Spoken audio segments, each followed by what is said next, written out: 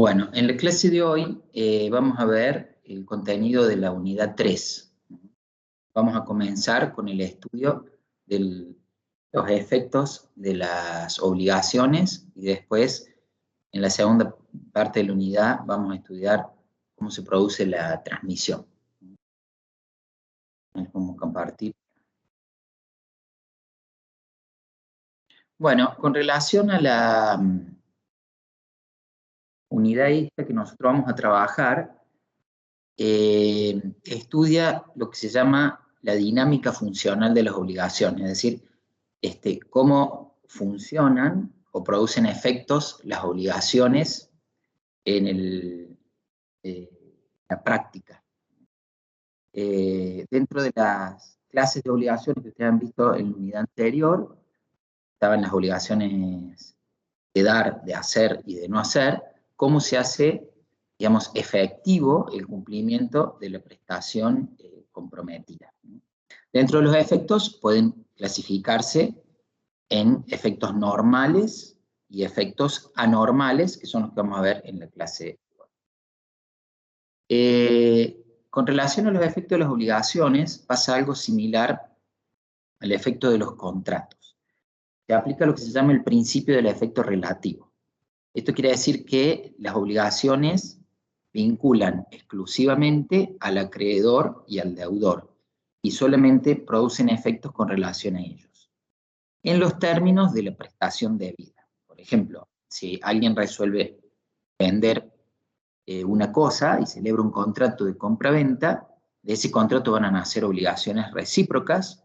Para el vendedor es la obligación de transmitir la propiedad de una cosa, y para el comprador la obligación de pagar un precio en dinero. Si analizamos una de esas obligaciones, que es la obligación de transmitir la propiedad de una cosa, es una obligación de dar, significa que es una obligación que solo está en cabeza del vendedor, o sea, es el vendedor el deudor, y que solo puede ser exigida por el acreedor, que en el ejemplo que le estoy dando es el comprador. Si toman la obligación de pagar el precio, se van a invertir los roles de acreedor y deudor, pero el efecto relativo se vuelve a observar. Solamente quienes forman parte del vínculo obligacional son los que están alcanzados por él y los que se encuentran obligados. Después hay una serie de terceros que pueden intervenir o pueden conectarse con esta relación jurídica, y de acuerdo al vínculo que puedan tener con alguna de las partes o con el interés que esas partes representan, pueden ser alcanzados por algunos de los efectos de estas obligaciones. En el primer grupo encontramos a los sucesores universales. Estos son aquellos que continúan la personalidad del causante, y para que hablemos de sucesión universal en nuestro sistema solamente se puede producir por causa de muerte. O sea, se daría en el caso de que o el acreedor o el deudor fallezcan. La regla general es que los sucesores, es decir, los herederos de un deudor, tienen que continuar con la posición que ocupaba el causante y deben cumplir con la obligación de este causante. Bueno, nosotros hemos visto, nosotros hemos visto en el privado 1 que va a haber una limitación patrimonial, porque no se van a confundir los patrimonios del heredero con relación al patrimonio del causante. Pero lo cierto es que a los fines prácticos, tanto los herederos del acreedor pueden exigir el cumplimiento de la prestación, como los herederos del deudor están obligados a prestar. Hay excepciones. Por ejemplo, en caso de que la obligación sea intuito persona, que no se transmita, en caso de que la propia ley establezca esa intransmisibilidad, y también si la obligación es de fuente voluntaria, puede haber un pacto en contrario, es decir, un pacto que establezca que no se transmite a los sucesores universales. Si eso no ocurre, como regla, se transmite. Después tienen el caso de los sucesores singulares. Estos se conectan con este derecho a partir de un objeto, que es el que termina vinculando una relación obligacional con otra. Porque ambas o ambos vínculos recaen sobre el mismo objeto o se conectan a través del objeto.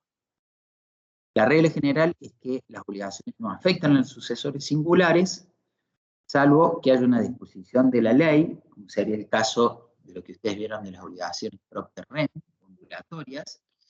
En ese caso yo, bueno, me conecto con la obligación porque adquiero un objeto en cabeza del cual, digamos, que el titular de ese objeto va a ser el que va a reunir la condición de acreedor o de deudor. Y por eso esa obligación se va a transmitir o va a viajar. Y también podría darse un caso de un acuerdo expreso, lo vamos a ver cuando veamos la segunda etapa de esta unidad. Cuando hay una cesión de deudas, entonces el tercero consiente asumir la deuda de otro, y en ese supuesto sí le podría ser exigido por parte del acreedor el cumplimiento de una prestación a la cual él originariamente no está obligado. Y después, con relación a los terceros en general, lo que podemos decir es que no afectan a los terceros las obligaciones, sí tienen estos terceros un deber genérico de respetar el vínculo obligacional, en el sentido de que no tienen que cumplir la prestación, pero tampoco pueden desconocer su existencia y no tienen que interponerse en el cumplimiento que el deudor quiera hacer frente al acreedor. Después la ley va a regular un supuesto donde terceros pueden incorporarse a un vínculo obligacional en materia de contratos, pero en todos los supuestos esos se requiere un consentimiento del tercero, es decir, una aceptación, ya sea de un beneficio o de la obligación o prestación prometida por otro. Entonces, están los casos del contrato en contra de un tercero, la promesa del hecho del tercero, la estipulación a favor de un tercero. Son todos temas que vamos a ver con más detenimiento en la segunda parte de la materia. Pero en todos esos casos, la característica es que este tercero, que no formó parte del vínculo obligacional ab inicio, con posterioridad y a partir de la aceptación se incorpora. Y por último, podemos decir que los terceros podrían tener alguna participación o posibilidad de ejercicio de una acción derivada de una obligación de la que ellos no formaron parte, a partir del ejercicio de la acción subrogatoria, en el caso de que este tercero sea acreedor del acreedor de la obligación y que se subrogue en los derechos de su acreedor, de su deudor, perdón, ejerciendo el rol de acreedor que tiene este sujeto en la obligación para que se integre al patrimonio de su deudor una prestación de otro y de esa manera poder cobrarse. Es el efecto típico de la subrogación. Vamos ahora entonces, hecha esta introducción, a ver puntualmente cuáles son los efectos principales y los secundarios. Dentro de los efectos normales, tenemos para el acreedor y para el deudor. Para el acreedor, el efecto normal lo tiene en el artículo 730, que ahí se lo estoy mostrando en pantalla, es la posibilidad de exigir al deudor que cumpla con la prestación. Es decir, el efecto normal de toda obligación es que la misma se cumpla. Y para el acreedor significa que el acreedor puede exigirle al deudor ese cumplimiento, puede ser que lo haga por sí mismo o eventualmente hacérselo procurar por otro a costa de él. Siempre que la obligación fuese fungible, es decir, que se pueda cumplir a través de otro. Y después tienen, en el caso del inciso C, ese ya no es el efecto normal, sino es un efecto anormal o subsidiario, que es cuando no se puede obtener el A o el B, que es el cumplimiento in natura de la prestación, es obtener del deudor las indemnizaciones correspondientes. Y por parte del deudor, el efecto normal es el de cumplir la prestación.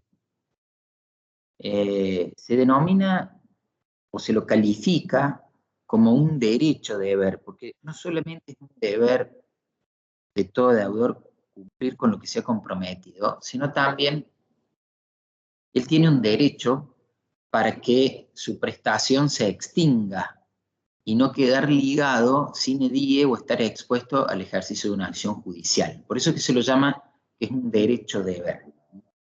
En el caso de que él no cumpla con ese deber, entonces tendrá que pagar los daños y perjuicios. Y por eso el artículo 731 lo va a explicar de esa manera, ¿cierto?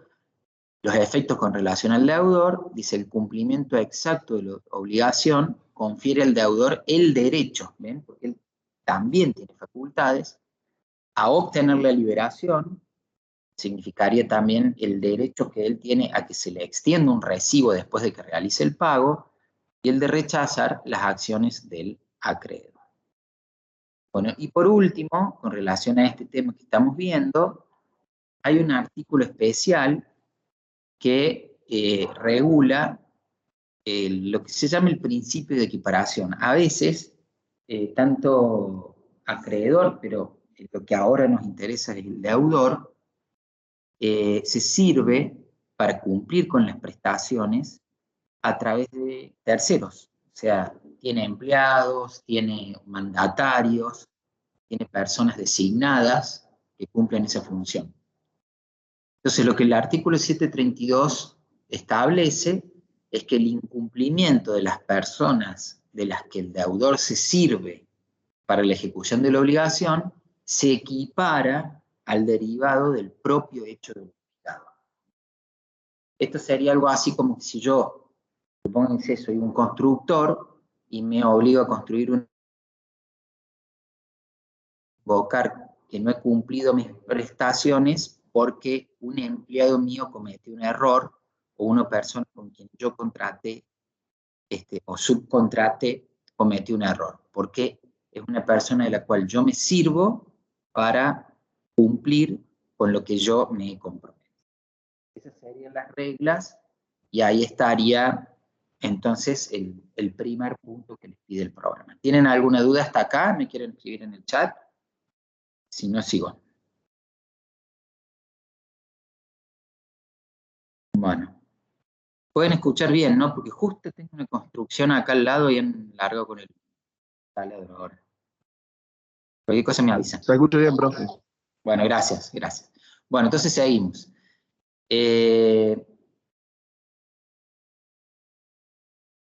Vamos ahora a los requisitos que tiene que tener el cumplimiento.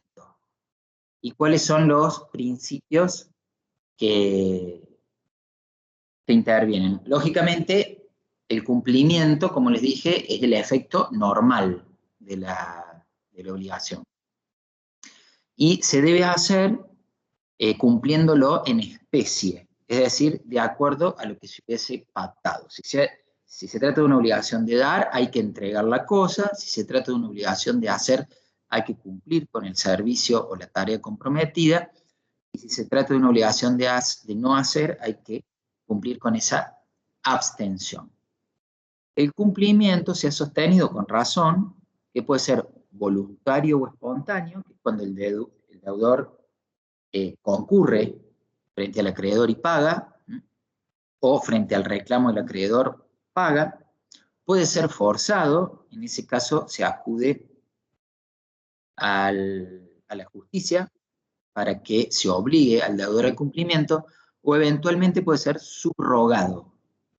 Eso es cuando hay un tercero que paga por subrogación, se denomina así, que ocupa el lugar del deudor, frente al acreedor originario extingue la obligación, pero este tercero que paga se va a transformar o va a pasar a ocupar el mismo lugar que tenía el acreedor originario cuyo crédito se extinguió, y va a poder reclamarle a su vez al deudor originario que le devuelva lo pagado. Por ejemplo, ustedes supónganse que alquilan un departamento, han pedido una garantía, una fianza para garantizar el pago de los alquileres, ustedes se atrasan en el pago del alquiler, entonces viene el fiador, antes de que exponerse a un daño mayor, pague el alquiler el fiador, extingue el crédito con relación al locador, pero él se coloca en la posición del locador para exigirle al locatario que le pague la deuda por alquileres. Bien, y siguiendo con los requisitos entonces del cumplimiento, el mismo tiene que ser exacto. Y debe reunir para eso 4 requisitos que los tienen enumerados ahí: identidad, integridad, puntualidad y localización. Vamos a ver en qué consiste cada principio y algunas excepciones, para que ustedes los vayan viendo, ¿sí? Bueno, el de identidad dice que el deudor tiene que cumplir pagando con la misma prestación que se comprometió. Entonces yo me he obligado a dar una cosa, tengo que dar la cosa, no puedo dar una cosa distinta o diferente. Esto, que es un principio general, puede contener alguna excepción. Por ejemplo, yo les coloqué ahí una, que es el artículo 765 del Código Civil Comercial, que regula en el segundo párrafo, sería: si por el acto por el que se ha constituido la obligación se estipuló dar moneda que no sea de curso legal en la República, la obligación debe considerarse como dar cantidades de cosas y el deudor puede liberarse dando el equivalente en moneda de curso legal. Bueno, esto sería, por ejemplo, una obligación que nació en dólares. De acuerdo al principio de identidad, la regla es que debe ser cumplida mediante la entrega de dólares.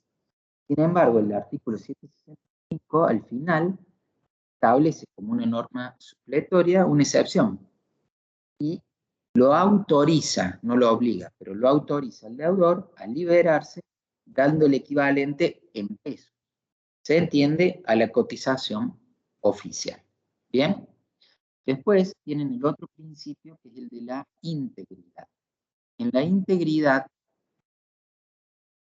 tengo que entregar la prestación acordada de manera completa. Y hay un principio que deriva de este principio de integridad que dice que nadie está obligado a recibir pagos parciales. Así que si hay un deudor que debe 500.000 pesos y le ofrece al acreedor pagarle 100.000, el acreedor no está obligado a recibirlos. Sí está obligado a recibir el pago completo, pero no los pagos parciales.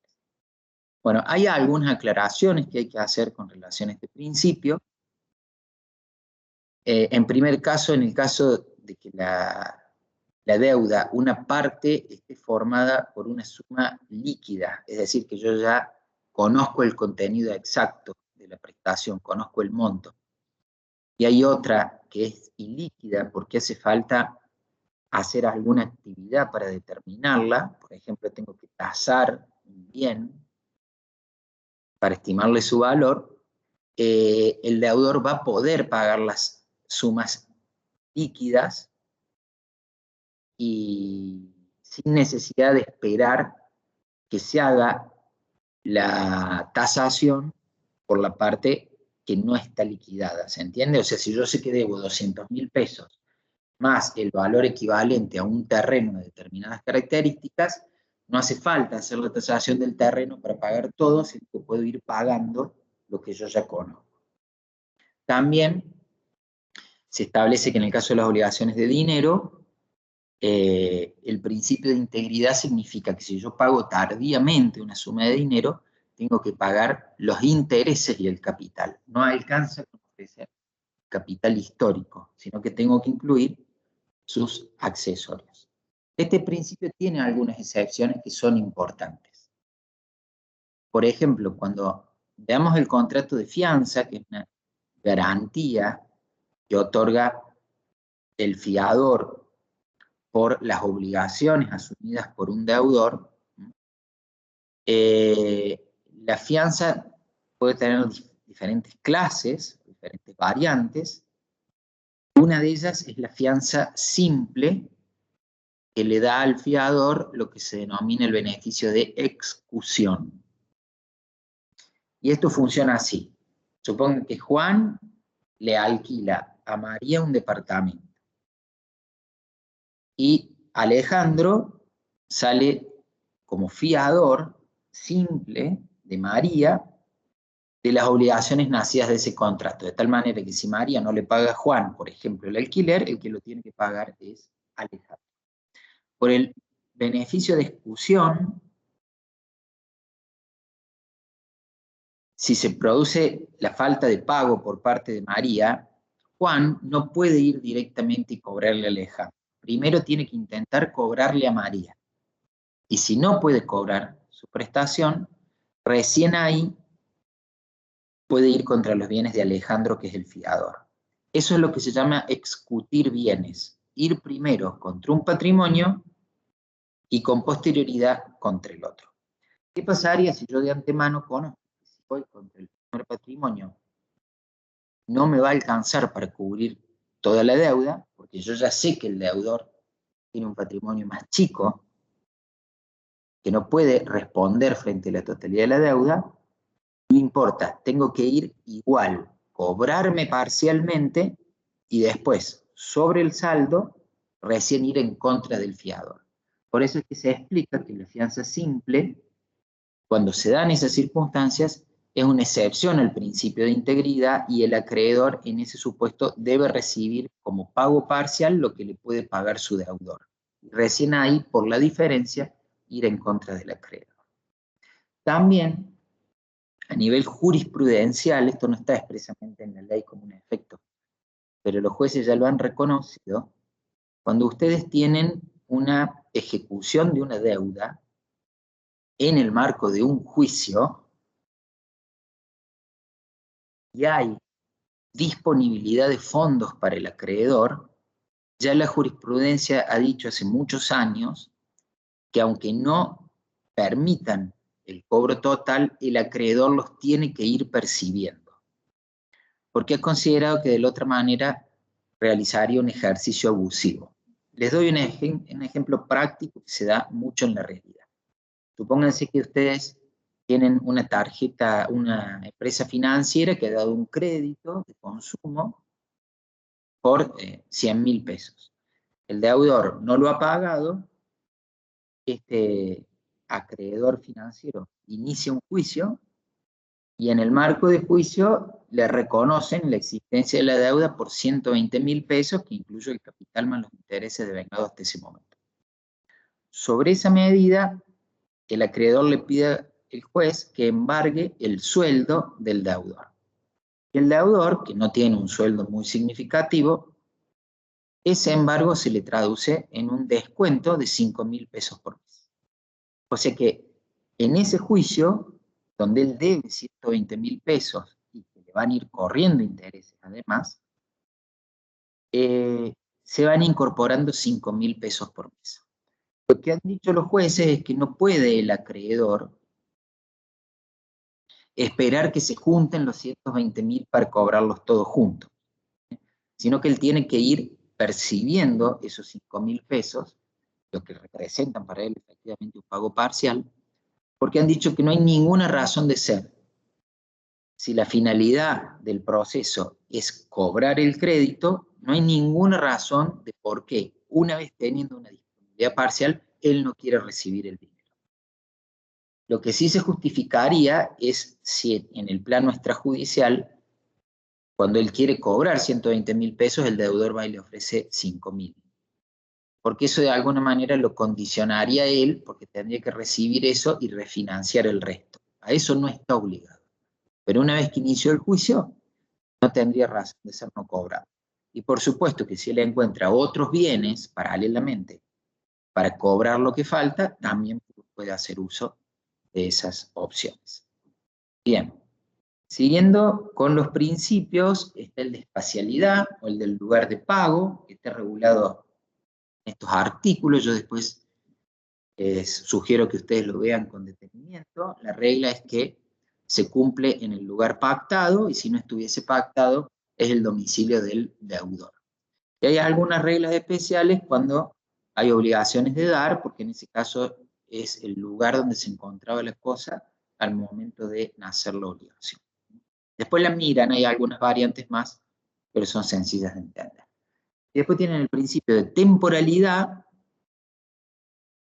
que dice cuándo debe hacerse el pago.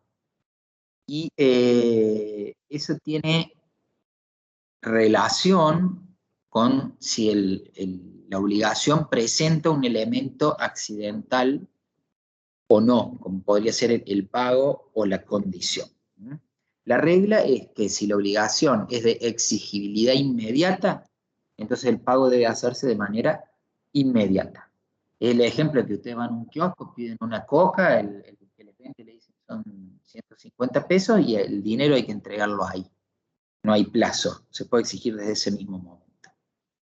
Y después tienen, si hay un plazo, ese de plazo hay que ver qué características presenta. Si es determinado, entonces es el día de su vencimiento. Si el plazo es tácito, es en el tiempo en que, según la naturaleza y circunstancias de la obligación, debe cumplirse.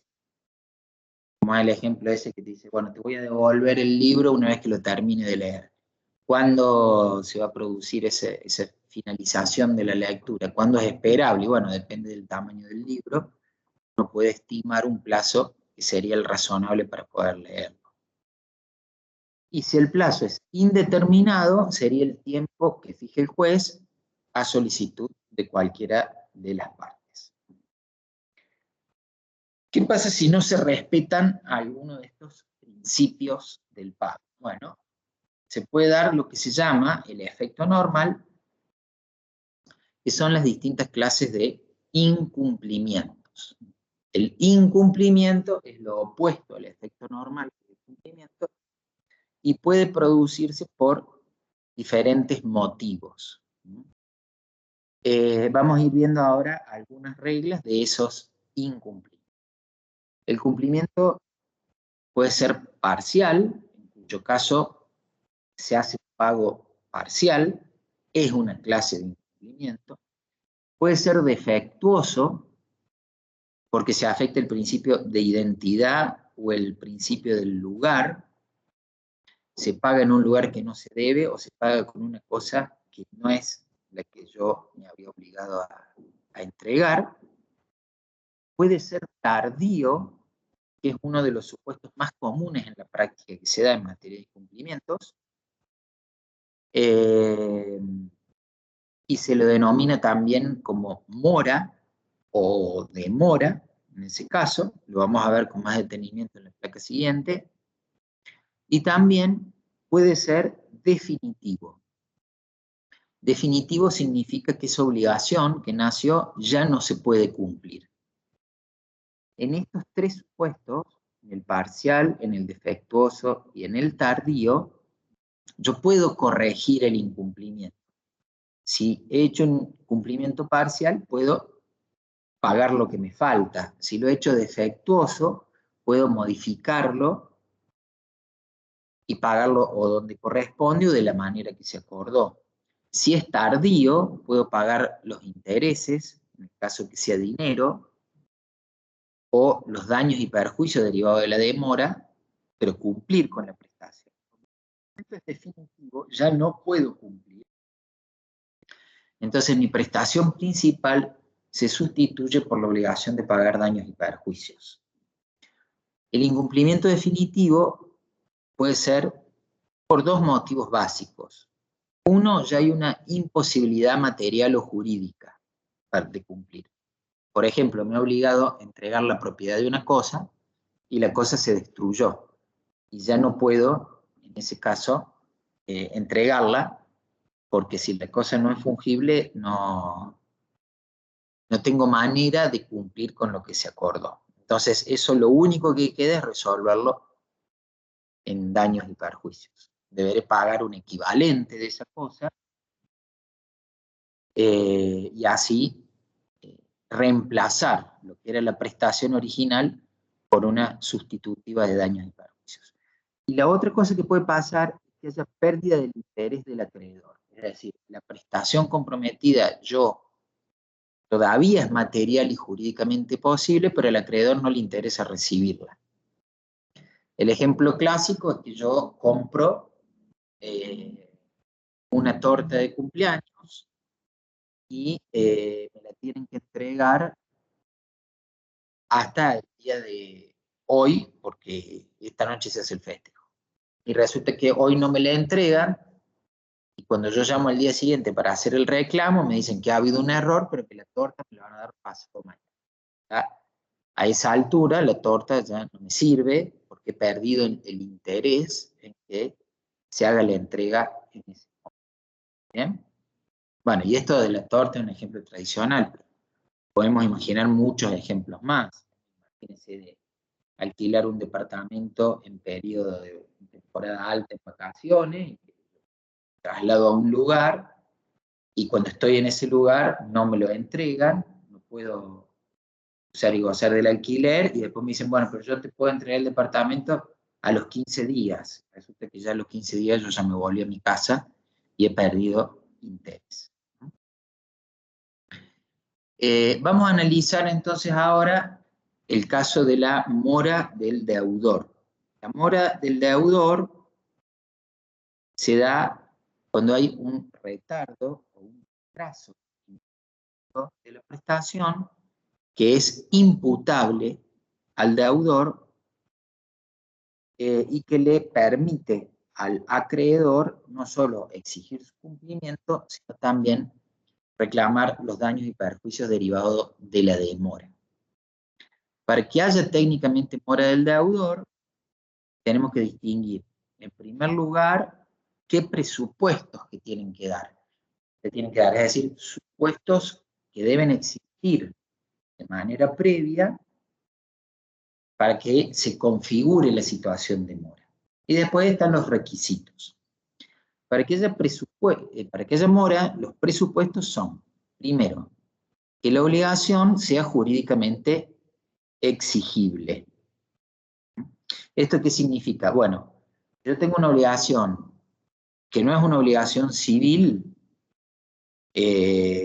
porque está prescripta, ya no es exigible, entonces no puedo hablar de que se produzca la mora. Si yo tengo una obligación que es a plazo y el plazo no se ha vencido, tampoco hay mora, porque no es exigible ahora, hay que esperar que se vence el plazo. Por eso es que la obligación tiene que ser exigible en ese momento.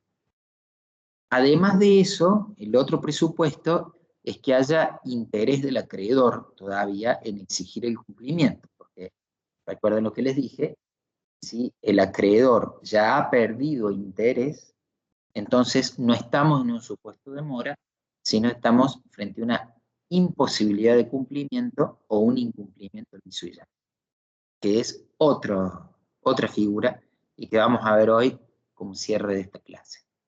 Y después tienen como otro presupuesto más, digo bien sí, que no haya mora recíproca.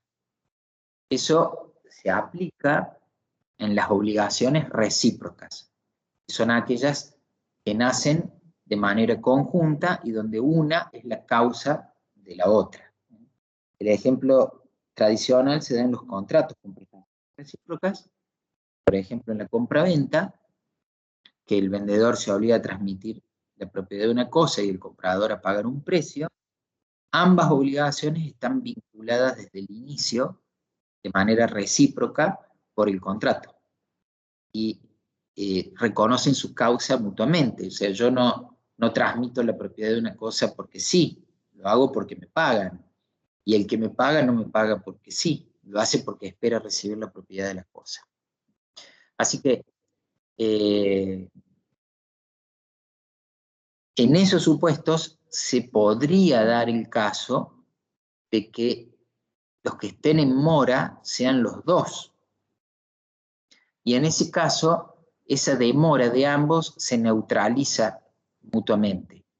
Porque hay un principio en materia de prestaciones recíprocas que dice que yo no estoy obligado a cumplir con mi parte si a su vez la otra parte no cumple con la suya o se allana a hacerlo. Es decir, o él, si él no cumplió, o cuando yo le digo, acá están las cosas, págame, si él no lo hace, entonces ya no hay una mora o demora mía, sino en todo caso lo que estoy haciendo es suspendiendo mi cumplimiento hasta que el otro se avenga a cumplir.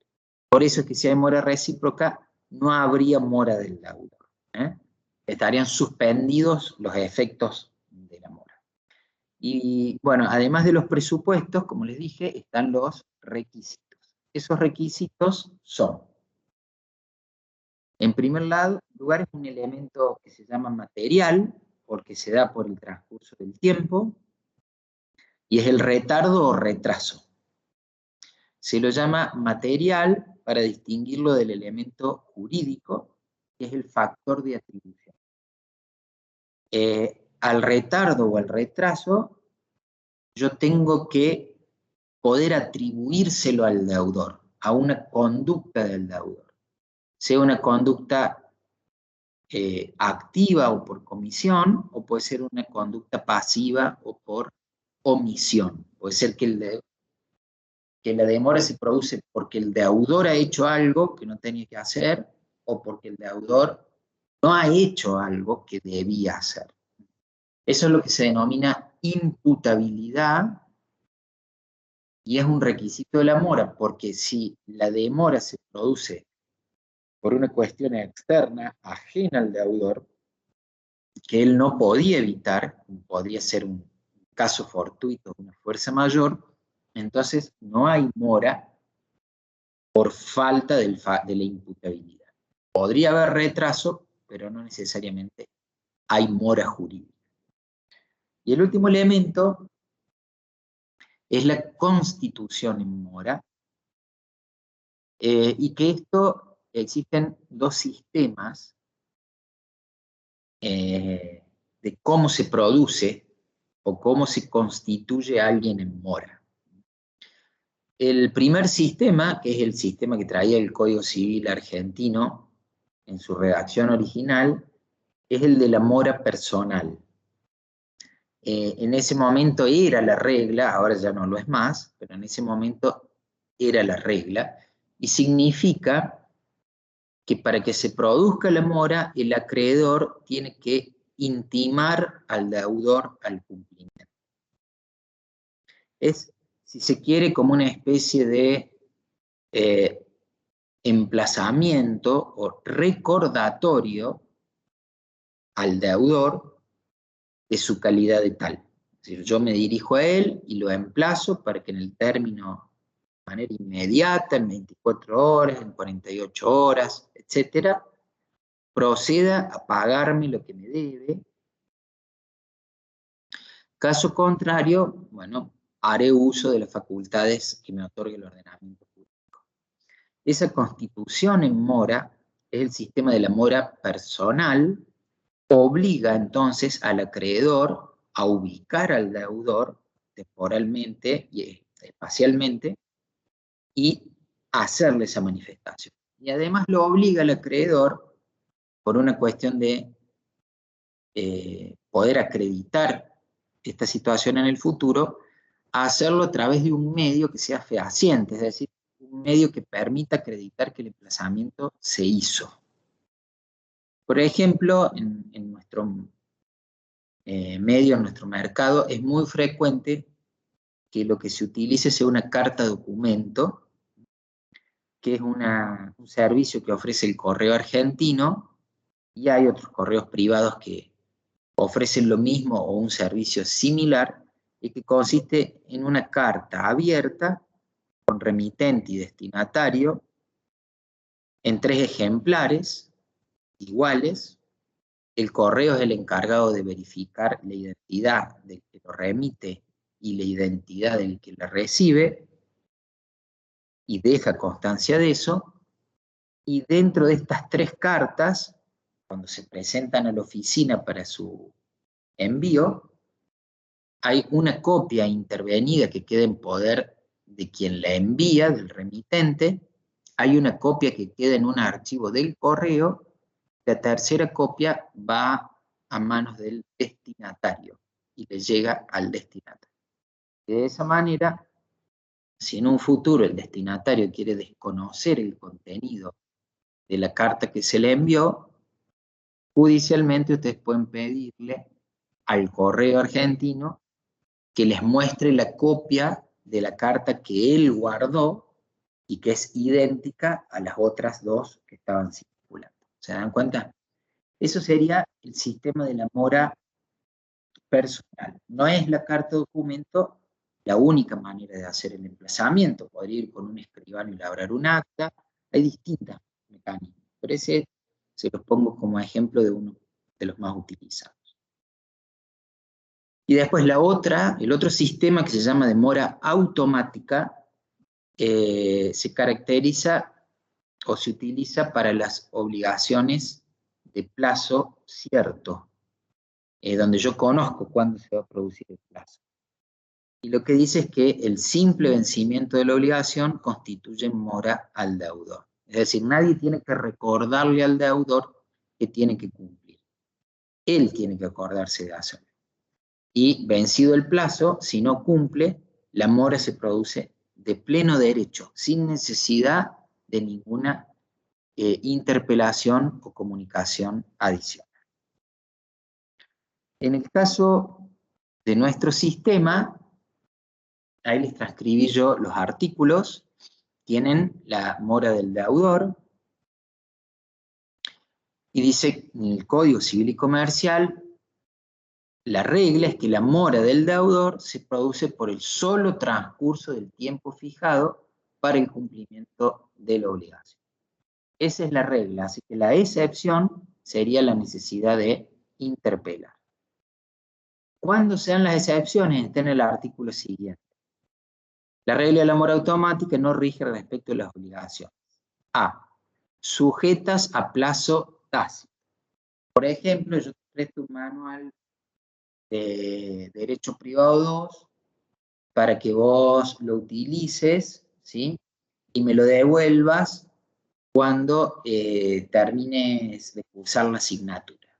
Puede haber ahí alguna duda de cuándo efectivamente se produce esa finalización, porque puede ser que se produzca coincidentemente con el fin del cuatrimestre, puede ser que sea una semana antes, una semana después, etc.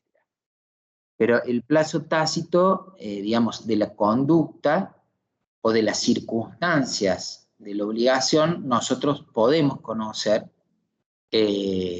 cuándo se va a determinar. En este caso, lo que va a decir la ley es que hay que hacer una interpelación porque puede haber una duda en la persona del deudor de cuándo se produjo el vencimiento. Pero con una simple interpelación, una vez transcurrido el plazo, es suficiente. El otro caso es el plazo indeterminado, propiamente dicho.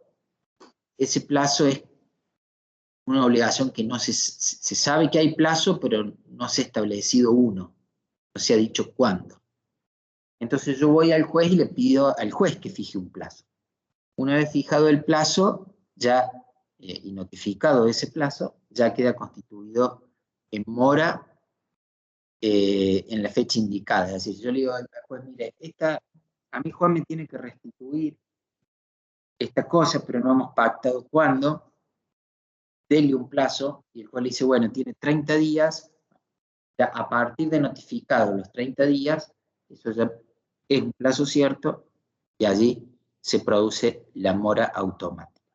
Y también se ha dicho que en el caso de obligaciones sujetas a condición, como la condición es un hecho futuro e incierto, que no se sabe si se va a producir o no, por una cuestión de buena fe, el acreedor que conoce que ese hecho incierto se produjo, debiera decirle al deudor, mirá, este hecho incierto ya se produjo, ahora cumplí. Por eso también habría que realizar una interpelación. ¿Cuáles son los efectos de la mora del deudor? Bueno, este es uno de los temas centrales del derecho de las obligaciones, ¿no? ¿Qué pasa cuando los deudores no cumplen con lo que se han comprometido. Bueno, el primer efecto, que es el más importante, como un efecto, digamos, derivado del vínculo obligacional, derivado de manera directa, es la posibilidad de exigir el cumplimiento por vía judicial. Y ese exigir el cumplimiento va a significar que, según la naturaleza de la prestación comprometida, el juez pueda obligar al deudor al cumplimiento incluso con el uso de la fuerza. Por ejemplo, si yo, supónganse que me obligué a entregar una cosa mueble, me obligué a entregar una motocicleta y no la entregó. Entonces, el acreedor puede ir al juez, pedirle que condene al deudor a la entrega, y si no lo hace, puede ir con un oficial ordenarle al oficial de justicia que vaya al domicilio del deudor, retire la motocicleta y se la entregue al acreedor. E incluso le puede autorizar a ese oficial de justicia que haga uso de la fuerza pública, que vaya con la policía si fuese necesario. Lo mismo en una obligación de, pónganse, restituir un inmueble porque lo estaban alquilando y el contrato se venció, lo tienen que devolver. En ese caso, el inmueble no se puede secuestrar. El desapoderamiento se materializa a través de lo que se llama un desalojo. Entonces, también va a ir el oficial de justicia, puede llegar a ir con la policía si fuese necesario, va a ingresar al inmueble y le va a decir al deudor que se tiene que ir. Y si no se va, lo hace por la fuerza y le entrega la llave al acreedor. Ese sería el efecto normal. Ahora, bueno, hay ciertas obligaciones, como son las obligaciones de hacer y eventualmente también las de no hacer, que el cumplimiento forzado significaría a veces ejercer violencia en la persona del deudor, como decirle, bueno, uno se comprometió a levantar una pared, el deudor no la quiere levantar, y la única forma de obligarlo es tenerlo a punta de pistola y decirle, o pones el ladrillo o te mato, o tener a alguien que le vaya agarrando la mano, que vaya obligándolo a apilar los ladrillos y poner cemento. Como eso no se puede hacer, en ese caso en particular, no va a quedar más remedio que ir al otro efecto de la mora, que es la responsabilidad por daños, ¿cierto? Dentro de lo que sería la acción de cumplimiento o lo que sería la resolución de la obligación y la sustitución de la prestación original por dinero, hay diferencias. Supónganse que yo compro un inmueble, ¿sí? Y a mí no me lo entregan. Después hay un inconveniente y no me lo pueden entregar más. Entonces yo tengo que, no puedo ya reclamar la entrega del inmueble si esa no es posible, y lo único que me queda es reclamar los daños y perjuicios derivados de la falta de entrega. Eso es una indemnización sustitutiva de la prestación principal. También puede haber una indemnización, y entra también dentro de esta responsabilidad por daños, cuando el cumplimiento es tardío, motivado por la entrega tardía. O sea, yo puedo exigir que me entreguen el inmueble, obtener tardíamente la entrega del inmueble y reclamar los daños y perjuicios derivados de la demora. O puedo exigir la entrega del inmueble, y si el inmueble ya no me lo pueden entregar, entonces reclamo los daños y perjuicios de la falta de entrega y también por la demora en que se consolide esta situación. Por eso es diferente la indemnización por mora que la indemnización por incumplimiento. La indemnización por mora se da como un efecto de la demora. La indemnización por incumplimiento es cuando ya no hay más mora, hay directamente incumplimiento. Otro efecto de la mora que es muy importante, ustedes algo vieron en las reglas, en la clasificación de las obligaciones, en las obligaciones de dar, cuando decían, según sea para transferir o constituir un derecho real o para restituir la cosa de su dueño, vieron la traslación de los riesgos en la conservación de la cosa. Porque la ley siempre establece a alguien que es obligado a cuidar de la cosa antes de la entrega, y establece en el caso de pérdida, deterioro y aumento, para quién se pierde, para quién se deteriora o para quién aumenta. Estas reglas que establece la ley se ven alteradas cuando hay mora en la entrega. O sea, si yo tengo que restituir la cosa a su dueño y, de acuerdo a las reglas que ustedes han visto, el caso de pérdida o deterioro, la cosa se pierde o se deteriora para su dueño, entonces no se pierde o se deteriora para mí. Ahora, si yo estoy en mora, porque yo no he entregado la cosa en término, una cosa que no me pertenece, y estoy en mora, cualquier pérdida o deterioro me tengo que hacer cargo yo. Por eso es que cuando se constituye en mora a alguien, de manera personal o automática, todos los riesgos de lo que ocurra con esa prestación pasan al deudor moroso. Por eso también surge la facultad de resolver el contrato, dejarlo sin efecto, que lo vamos a ver a partir del unidad número 6. En los contratos con prestaciones recíprocas, esta posibilidad de suspender el cumplimiento, es decir, yo no voy a cumplir con mi obligación hasta que vos no cumplas con la tuya, o te ofrezco cumplir mi obligación si al mismo tiempo vos cumplís con la tuya.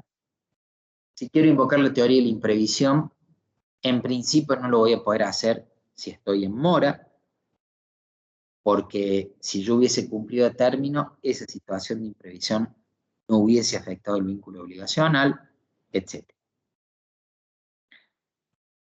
Y por último, tenemos el caso de la mora del acreedor. La mora del acreedor se caracteriza porque el acreedor obstaculiza al deudor el cumplimiento de esa prestación. Recuerdan que al comienzo de la clase les decía que el deudor tiene un derecho-deber a la hora de cumplir dentro de sus efectos principales. Bueno, y en la mora del acreedor es que se manifiesta este derecho que tiene el deudor a cumplir y a ser liberado por parte del acreedor. Y si el acreedor no lo quiere hacer, entonces él puede constituirlo en mora. Y en este caso sería una mora del acreedor. Las moras del acreedor se producen cuando el acreedor no quiere o no puede recibir la prestación. A veces no quiere hacerlo porque considera que el pago que le están haciendo, por ejemplo, es parcial. Él considera que se le debe más. A veces no puede hacerlo porque ha caído en concurso en quiebra, porque está inhabilitado, porque le han trabado algún tipo de medida cautelar que le impide recibir la prestación. Y a veces no quiere hacerlo por una cuestión de conveniencia, porque especula con que si demora la situación va a obtener un beneficio mayor, o si cobra el crédito ahora, se expone a que un acreedor de él, a su vez, le ataque sus bienes y no quiere cobrar. Esas circunstancias serían las que se dan frente a la mora del acreedor. ¿Cuáles son los requisitos de la mora? Bueno, tiene que haber un retraso o un retardo por parte del acreedor en recibir el pago. Ese retraso o retardo le tiene que ser imputable, al igual que en la mora del deudor, y tiene que estar constituida en mora. Aquí la regla no es la mora automática, sino es la mora personal. Es decir, hay que constituir en mora al acreedor. ¿Cómo sería esa constitución? Bueno, igual una carta documento, por ejemplo, donde el deudor lo emplaza al acreedor para que en tal término o de manera inmediata reciba la cosa que le tiene que entregar, o sea, acepte la prestación comprometida y le otorgue el recibo bajo apercibimiento de consignación. Y ahí nos lleva a la otra parte, que son los efectos, o a los efectos de la mora del acreedor. Bueno, en primer lugar están los de la traslación de los riesgos, de nuevo, y el deudor que asume determinados riesgos de acuerdo a las normas que están en el código, constituyó en mora al acreedor. A partir de esa constitución, él ya no tiene que responder por los riesgos que pueda tener la cosa o la prestación comprometida. Tampoco va a tener que responder por los gastos de conservación si la cosa contiene gastos de conservación. Y lo que sí va a tener que hacer el acreedor es efectuar el pago, porque hay, como en el medio nuestro, una idea de un sector de la población que parece justificarse en que si el acreedor no le quiere recibir la obligación, entonces no hay que pagarla. No sé si han escuchado alguna vez gente que dice, sí, yo le debía 5.000 pesos, pero cuando le fui a pagar me salió que no, que 5.000 no me lo iba a recibir porque era poco. Así que como no me los quiso recibir, yo no se los entregué. Y no hice más nada. Y no funciona así. La constitución en mora del acreedor me obliga a que con posterioridad yo pague. Yo para liberarme tengo que pagar sí o sí. Si el acreedor no me quiere recibir el pago, luego de emplazarlo, tengo que pagar por consignación. Eso significa que tengo que cumplir con mi prestación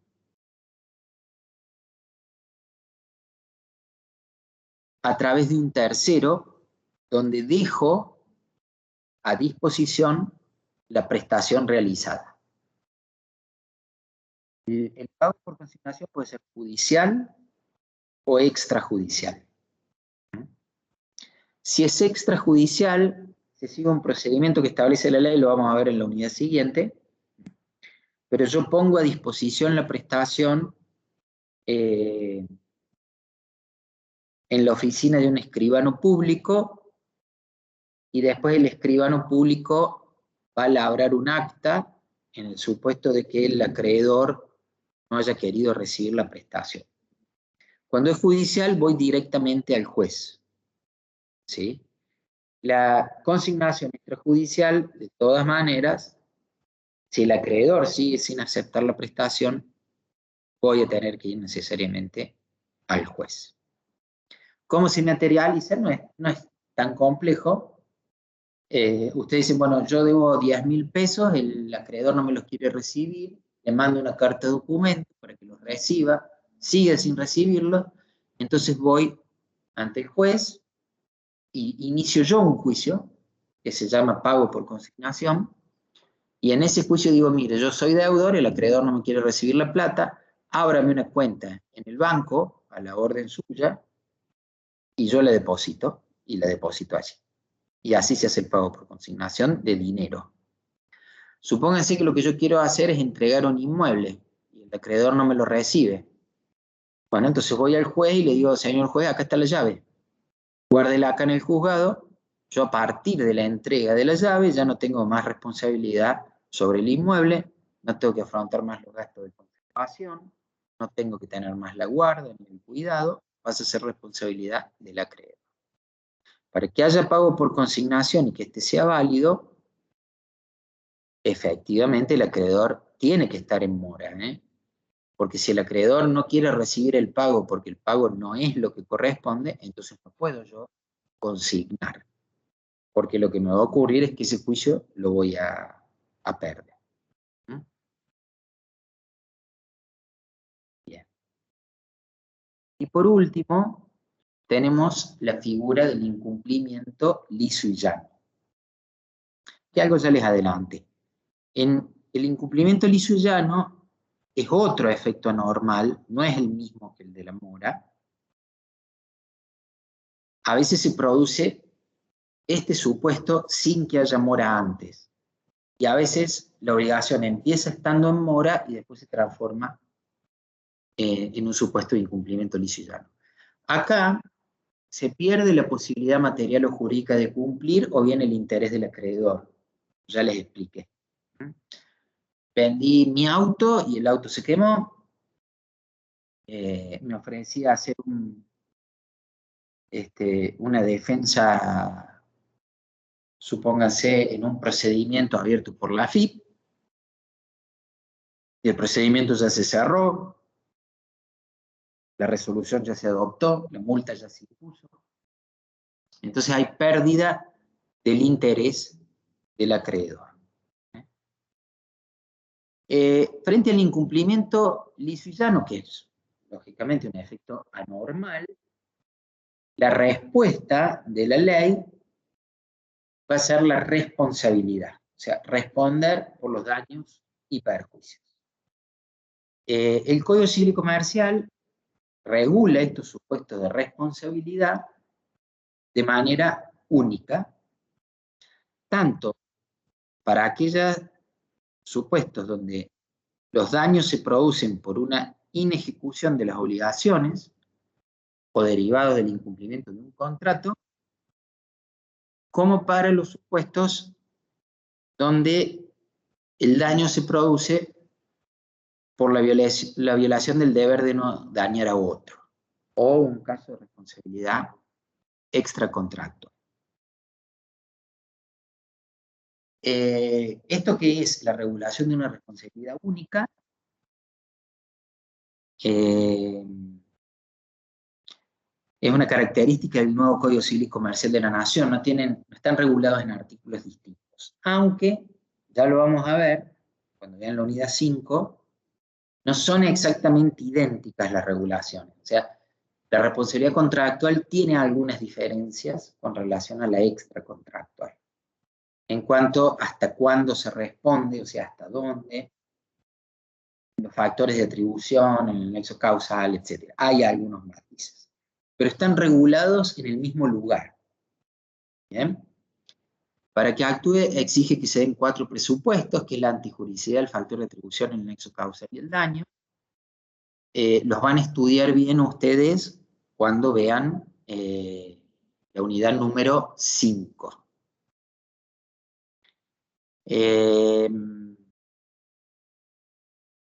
Y en el caso de que el incumplimiento liso y llano sea atribuible o imputable al deudor, entonces va a dar lugar a responsabilidad. En el caso del incumplimiento de las obligaciones, la antijuridicidad se va a dar, el comportamiento contrario a la ley, se va a dar por la falta de cumplimiento.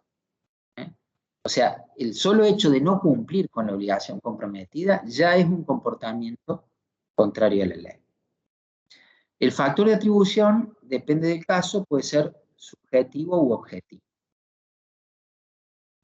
Si hablamos de que es necesario imputabilidad, entonces la responsabilidad se genera porque el deudor actuó con dolo, con la intención de no cumplir, o con culpa, fue negligente, no tomó las previsiones necesarias para poder cumplir.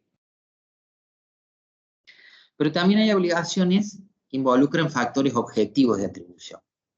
Por ejemplo, si yo asumo una obligación de las llamadas de resultado, es decir, que yo me he comprometido a un resultado y el resultado no lo alcanzo, ese no alcanzar el resultado es el factor de atribución suficiente, y no importa si yo actué con dolo o con culpa, a lo mejor yo no actué con culpa, o no cumplí en lo que me comprometí, ahí funcionaría de manera objetiva. Y después tiene que darse, bueno, la conexión causal entre mi conducta y el daño, en el sentido de que sea previsible que si yo cometía la conducta que cometí, el daño se iba a ocasionar, y después tiene que haber un perjuicio económico, patrimonial o extrapatrimonial. ¿Eh? Y en ese caso va a funcionar la responsabilidad por incumplimiento liso y llano. Y después, si hay imposibilidad de cumplimiento no,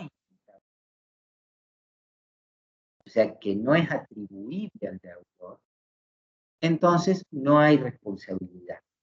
En el caso de que hay caso fortuito, fuerza mayor, hecho del damnificado o hecho de un tercero por quien no se debe responder.